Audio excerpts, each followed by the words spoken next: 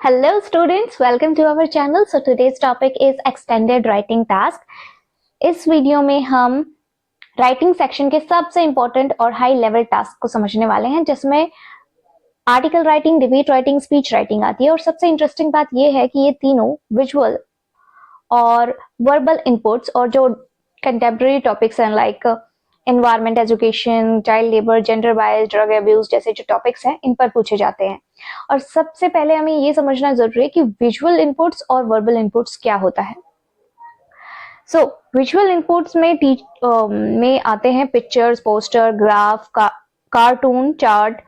और verbal inputs में आते हैं statement, quotation, short paragraph, topic, lines. Okay, visual inputs का मतलब होता है जो इन्फॉर्मेशन हमें देखने से मिलती है, मींस जो हमारी आईज किसी चीज को देखकर हमारे माइंड में जो मैसेज भेजती है ना, उसे विजुअल इनपुट कहते हैं। जैसे ट्रैफिक सिग्नल, रेड लाइट को देखकर हम स्टॉप हो जाते हैं। Road signs, no parking zone है, ये नो एंट्री जोन है।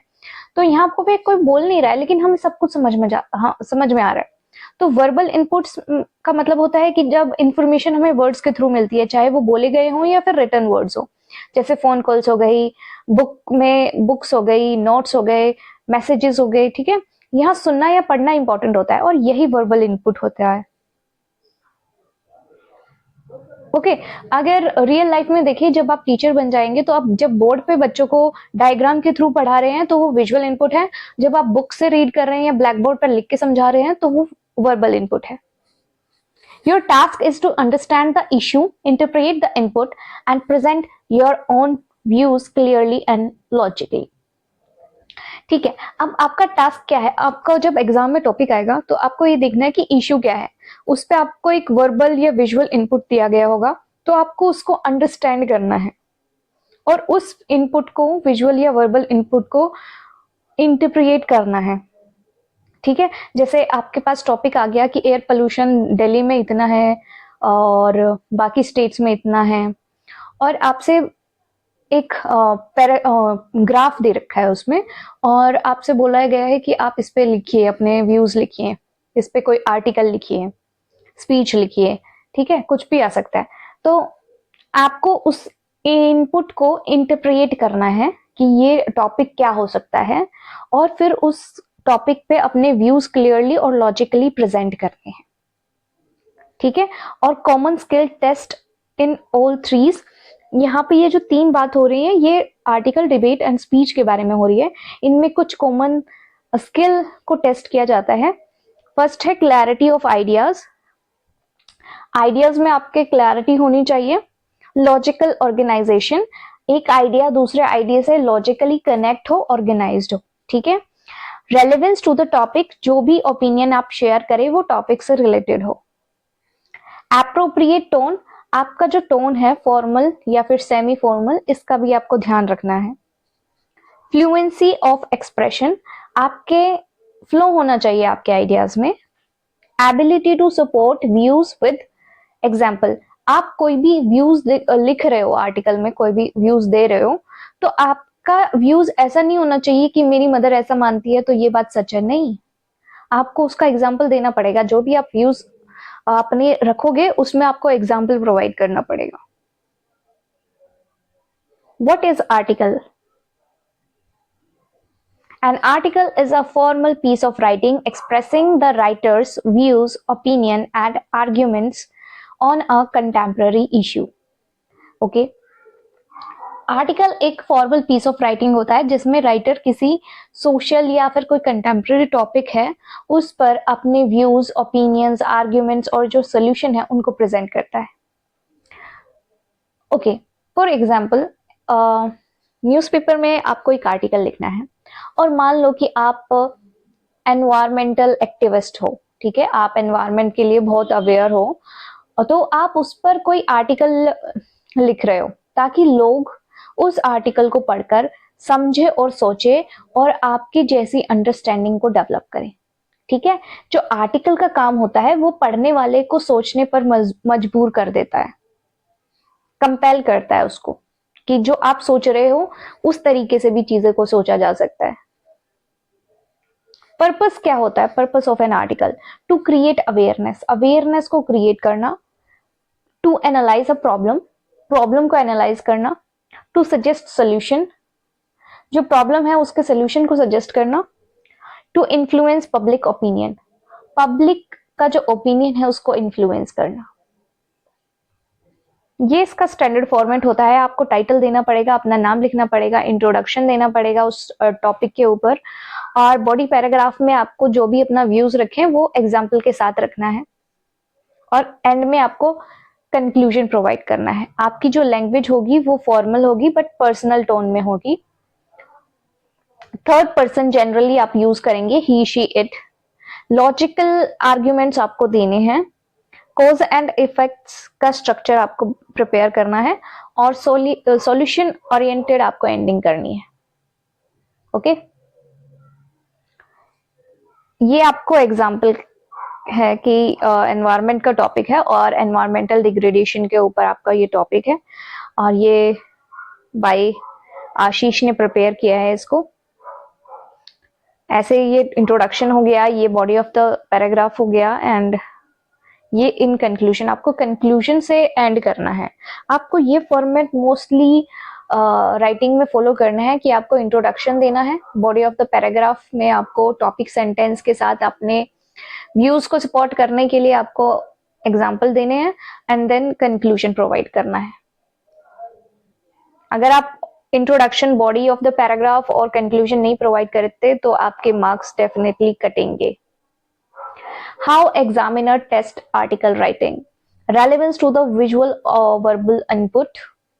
जो टॉपिक से रिलेटेड जो भी डिटेल्स ऐड की हैं आपने, वो टॉपिक से रिलेटेड होनी चाहिए। जो वर्बल और विजुअल इनपुट आपको प्रोवाइड की है तो वो रेलेवेंट होनी चाहिए टॉपिक से। Clear opinion of the writer, और राइटर का क्लियर व्यू पॉइंट होना चाहिए अपनी बात रखते वक्त। लॉजिकल फ्लो ऑफ आइडियाज, एक आइडियाज दूसरे आइडिया से लॉजिकली कनेक्ट करे। इफेक्टिव कंक्लूजन, आपका कंक्लूजन सोल्यूशन ओरिएंटेड होना चाहिए। Balanced language, not emotional. ठीक है, मैंने बोला था कि बैलेंस्ड मतलब कि इट कैन बी पर्सनल हो सकती है वो, बट नॉट इमोशनल नहीं होनी चाहिए। स्टोरी लाइक नरेशन आपको नहीं करनी है। नो क्लियर व्यू पॉइंट आपके बिल्कुल स्कोर को लो कर देगा। कि स्टोरी की तरह आपको नहीं लिखना है, सिर्फ फैक्ट्स ऐड करोगे और ओपिनियन ऐड नहीं करोगे तो उसके मार्क्स कटेंगे आपके। So next is debate writing. What is debate? A debate is a formal argumentative writing in which the writer speak for or against a given motion. Okay, debate एक formal argumentative writing होती है जिसमें writer को clearly ये बताना होता है कि वह जो टॉपिक है उसके फेवर में है या अगेंस्ट में है। ठीक है, अब सपोज आप एक एग्जांपल देती हूँ मैं आपको। सपोज आप टीचर हैं स्कूल में और आप अपने स्टूडेंट्स को दो ग्रुप्स में डिवाइड कर दो। एक ग्रुप को बोलो कि वो ऑनलाइन एजुकेशन के बारे में प्रोज बताए, उसके फायदे बताए। दूसरे ग्रुप को बोलो कि वो उसके कॉन्स बताए, नुकसान बताए। फिर एक ग्रुप को बोलो कि उसको काउंटर आर्ग्यूमेंट करे। फिर दूसरे ग्रुप को बोलो कि इसको दोबारा इन्होंने जो भी क्वेश्चन पुट किए हैं उनके आंसर दो। और ऐसे ही जो ग्रुप ज्यादा काउंटर आर्ग्यूमेंट के आंसर देगा उसको वो जीत जाएगा। तो डिबेट का मतलब ये होता है कि आपको आर्ग्यूमेंट करना है, दूसरे को सुनना है और जवाब देना है। ठीक है, purpose of a debate, debate का पर्पस होता है टू परसुएड करना। परसुएड का मतलब होता है कि आप जो बात बोल रहे हो उस पर सामने वाले को मना पाओ कि आप सही बोल रहे हो। टू आर्ग्यू लॉजिकली, आप लॉजिकली आर्ग्यू कर पाए। ठीक है, टू काउंटर अपोजिंग व्यूज, आप जो भी अपोजिट मतलब जब डिबेट होती है तो दो ग्रुप्स के बीच में होती है। तो एक ग्रुप अगर आपसे कोई क्वेश्चन पूछ रहा है तो आपके पास इतना नॉलेज होना चाहिए कि आप उनके जो आपके टॉपिक है आपके फेवर में है या अगेंस्ट में है। तो आपके फेवर, अगर आप किसी टॉपिक के फेवर में है तो आपके पास इतना नॉलेज होना चाहिए कि अगर वो कोई भी काउंटर अटैक करें आपके ऊपर, काउंटर आर्ग्यूमेंट करें, तो आप उनको, उनके व्यूज को अपोज कर पाए।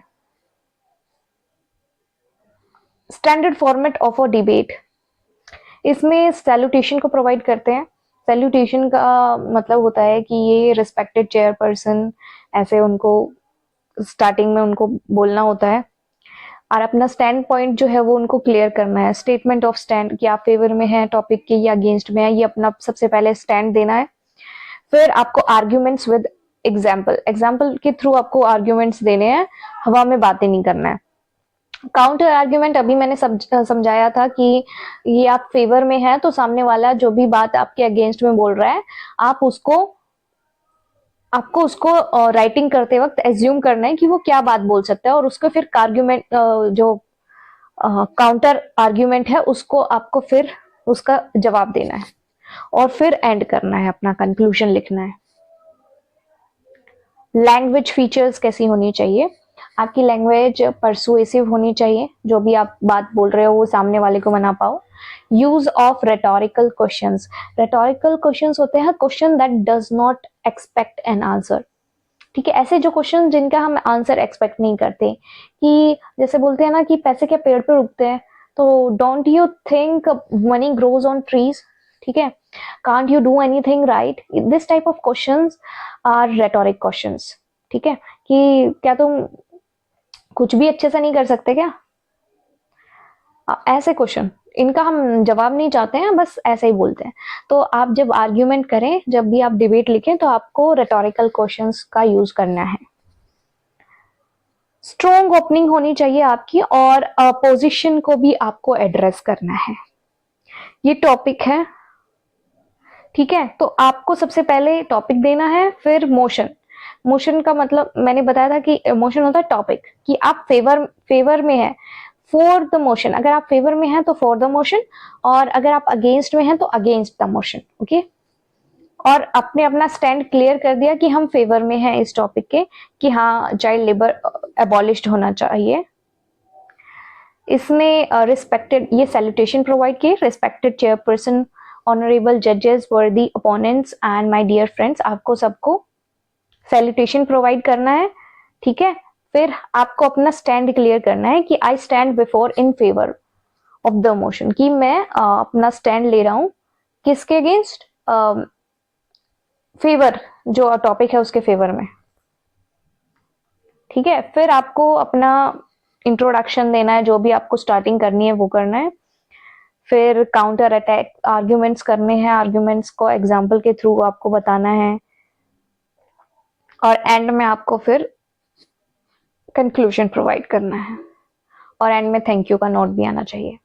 और अगर आप अगेंस्ट में लिखते हैं तो आपको ऐसे सैल्यूटेशन प्रोवाइड करना है, अपना स्टैंड क्लियर करना है, और इंट्रोडक्शन में आपको आर्ग्यूमेंट्स के साथ एग्जाम्पल देने हैं, और फिर काउंटर आर्ग्यूमेंट करना है और कंक्लूजन करना है, और फिर एंड में थैंक यू। और how examiner test debate writing, आपकी जो डिबेट राइटिंग है उसको एग्जामिनर कैसे टेस्ट करेगा? क्लियर स्टैंड टेकन, अब वो देखेगा कि आपने स्टैंड साफ, आपका जो स्टैंड है वो आपने सही तरीके से स्टैंड लिया है, आपका स्टैंड क्लियर है या नहीं है। स्ट्रेंथ ऑफ आर्ग्यूमेंट, आपका जो आर्ग्यूमेंट जो भी आप दे रहे हो उसमें वो स्ट्रॉन्ग आर्ग्यूमेंट है या नहीं है, मतलब ऐसा नहीं है कि आर्ग्यूमेंट स्ट्रॉन्ग भी होते हैं, कुछ वीक भी होते हैं। एड्रेसिंग द अपोजिशन, आपको अपोजिशन को जरूर एड्रेस करना है।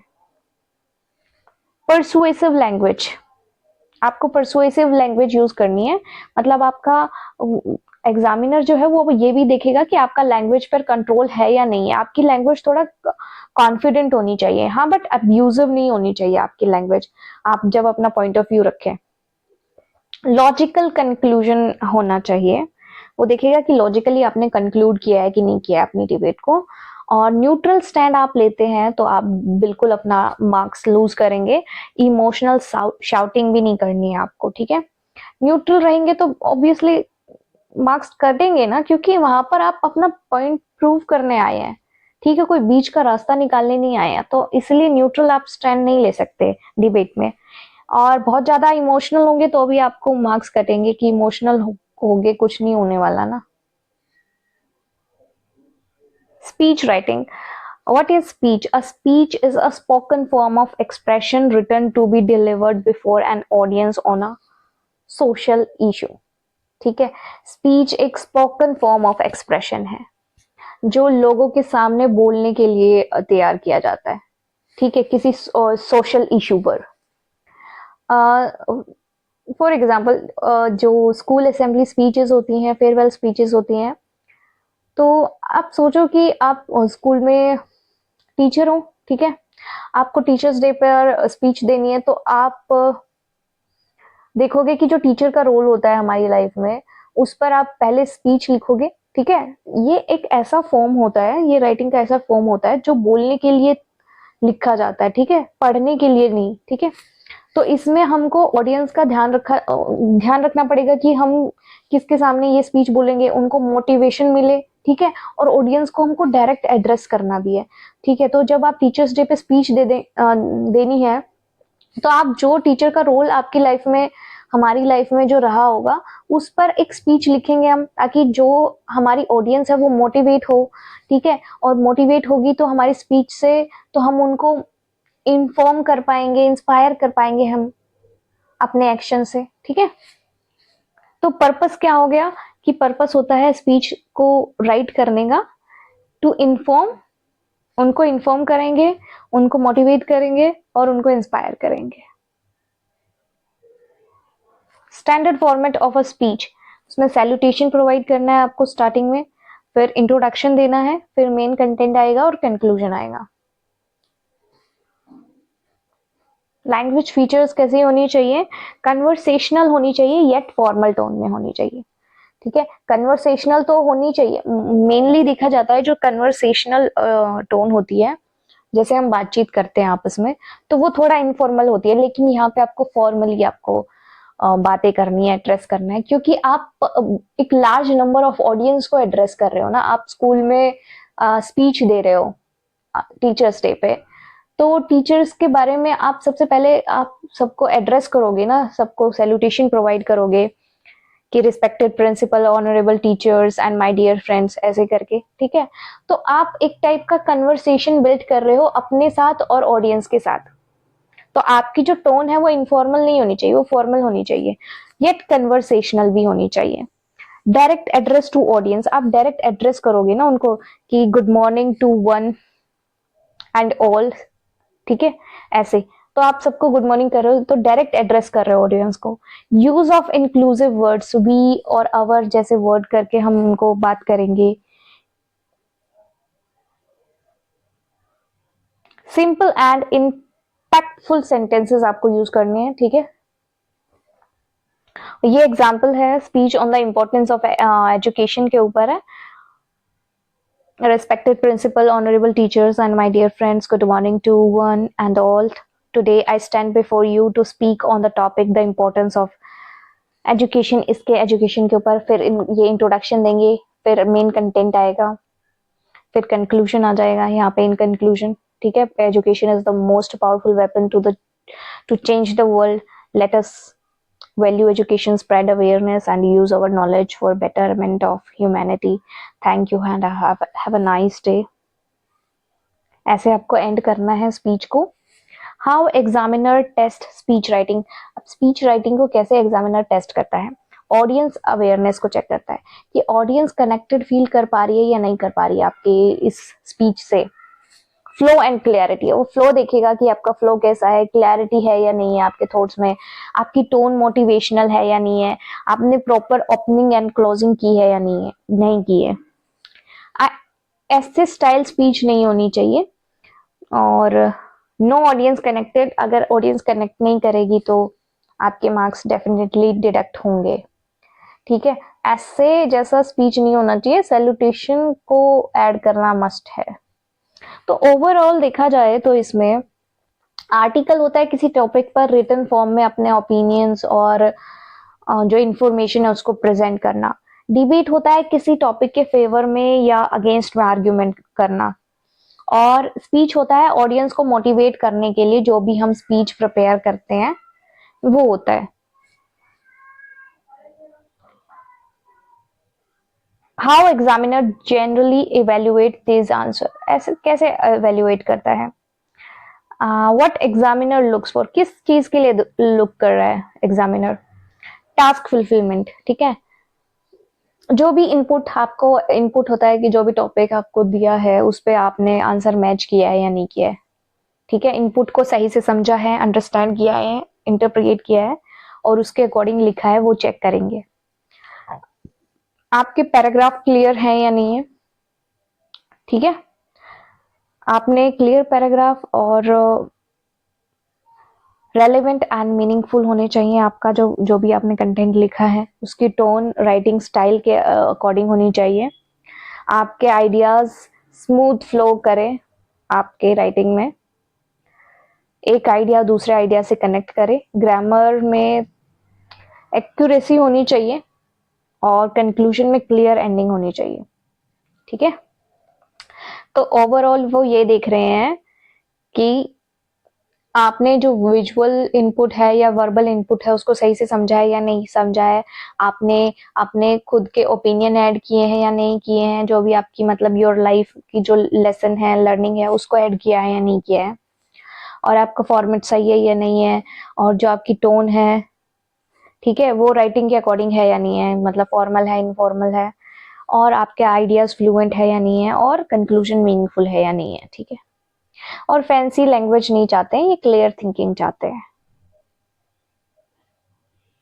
ओके, गोल्डन टिप्स ये हैं कि सबसे पहले आपको जब भी आपके पास एग्जाम में टॉपिक आए तो आपको उसको केयरफुली, जो इनपुट है उसको केयरफुली रीड करना है।